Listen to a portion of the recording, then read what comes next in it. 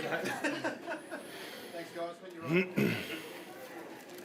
Congratulations, Adam. What were the emotions for you and for your team after the game? Yeah, good. Yep. Still processing the last quarter, but I've been working pretty hard to be competitive, and we were today. And I thought North, were excellent as well. It was a pretty high pressure game, and it ebbed and flowed a little bit. So the last quarter, we learn a lot, which is great to learn how to handle a tight game.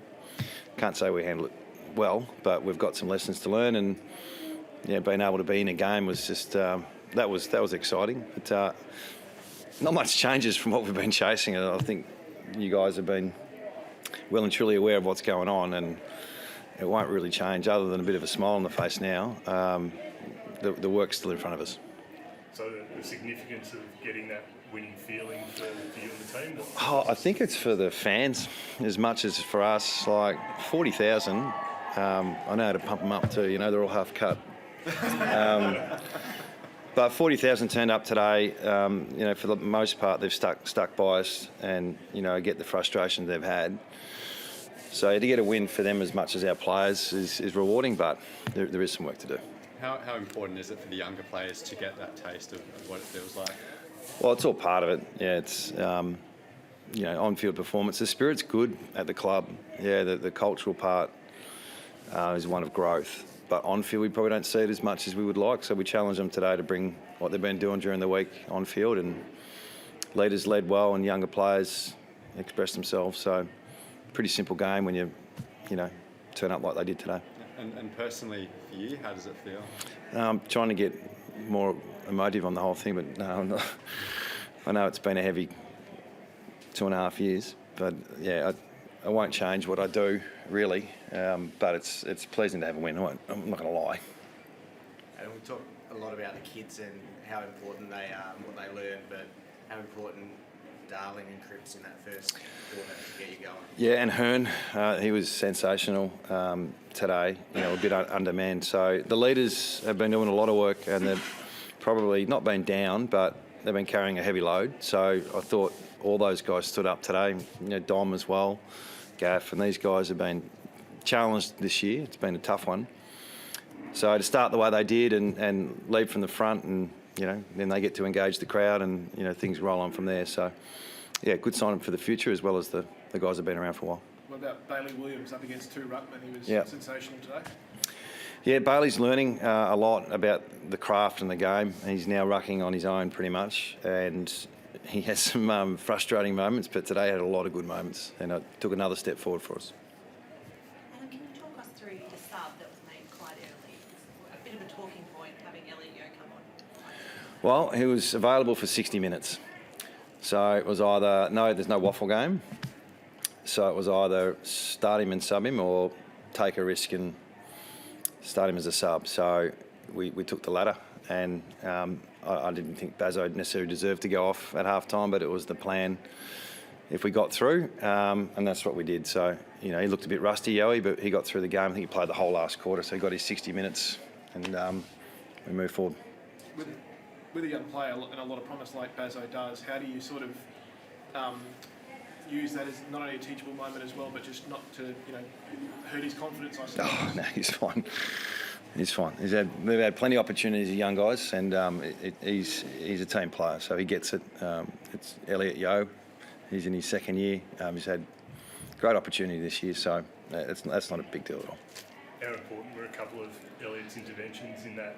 I guess that last frame. Yeah, it was a bit rusty early, and then the last quarter, he did some things that were important. That last play, that was important, so to speak. The whole last quarter was a challenge. Yeah, we'll have to dig a bit deeper in that. Just touching back to Darling's first quarter, that was one of the best quarters he's Darling, in a long time. Yeah. He's trying. Yeah, it's he's battled with a syndesmosis pre-season, broke his arm mid-season. And then it's had a collarbone for 4 or 5 weeks. So, and I know his form's been a bit down, but I don't know how anyone go with our supply this year in the front half. But he competed really well. Got right up the ground, supported the back half, and we've always backed him in. And proud of him today. Yeah, and as you just touched on, he went back to the defensive goal square and took a mark there and sold the dummy in midfield. And Yeah, I don't know where that come from, but he.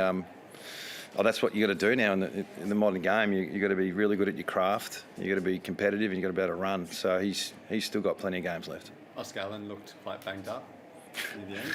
Yeah, how was he? He's been banged up for a while. Yeah. Took a great mark, didn't he? He was our captain today. I thought he led from the front. He had a corky. So 6-day break again for I don't know how many second weeks we've had it, but we got the Bombers next week, so we'll see how we go. That mark he took just before half-time, how significant do you think that was in the scheme of things? I don't know. It was just a good mark. It was a good bit of play. So not many players can do that. So yeah, I notice a difference when he's in the leadership position, along with all of our guys. But he's really trying to lead well, especially when he's captain. Looking ahead now to Saturday, like you said, 6-day break. How do you take this momentum into that?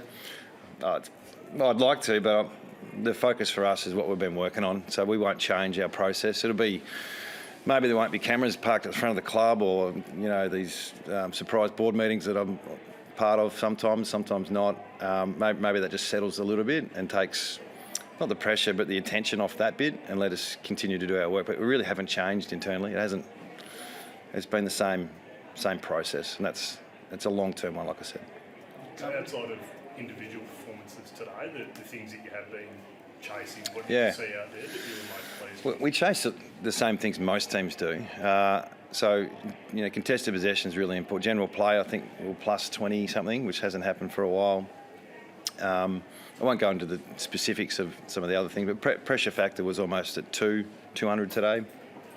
When we seem to do that well, we're in the game. I think we had 60 inside 50s, 26 tackles in the forward 50, so that the game's pretty simple at the moment. You've got to be really good at your craft and contest. You've got to be able to transition well and lock it in your front half. It's like, do that, and then the rest sort of takes care of itself. So that's what we're working on.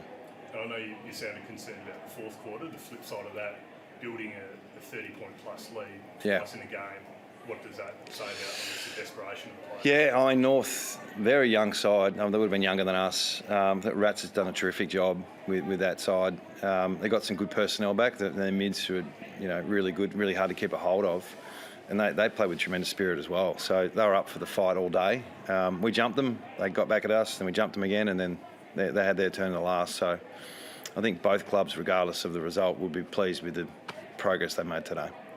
And the clearance numbers were really alarming early. What did you do to turn that around? Clearance numbers? I think it was 6 or 7 from our forward 50.